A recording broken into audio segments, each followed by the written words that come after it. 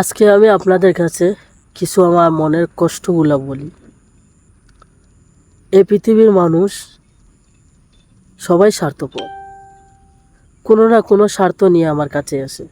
আমার পরিবার হোক, আমার প্রিয় মানুষ হোক, আমার বন্ধু হোক, কোনো না কোনো একটা স্বার্থ নিয়েই আসে।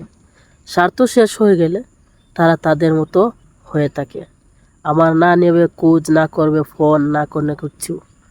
তার যখন জরুরত পড়বে তখন আমাকে ফোন করবে, একবার কোন জায়গায় 27 বার ফোন করবে।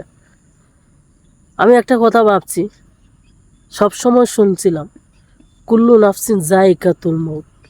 আমি যেদিন মরে যাব তারা তখন কি করবে? তখন তারা কার কাছে যাবে?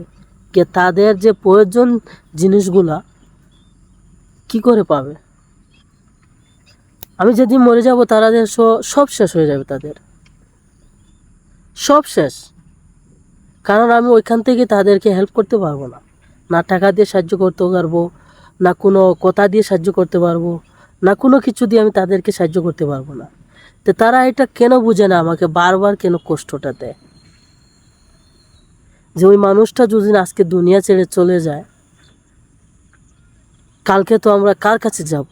কাকে ফোন করি বলবো আমার 500 টাকা লাগবে, আমার 1000 টাকা লাগবে, আমার ওইটা লাগবে, আমার ওইটা লাগবে, আমাকে একটু হেল্প করো? কাকে গিয়ে বলবে? আর আমি মরে গেলে তাদের শান্তি মনে হয়। তারা যেই হিসাবে জ্বালানি জ্বালাচ্ছে, আমাকে যেই হিসাবে কষ্ট দেওয়া দিচ্ছে, তাদের মনে হয় মানে যে আমাকে 3.5 হাত মাটির নিচে নেওয়া পর্যন্ত তারা আমাকে এরকম কষ্ট দেবে, এরকম দুর্ব্যবহার করবে, এরকম তারা ইউজ করবে আমাকে।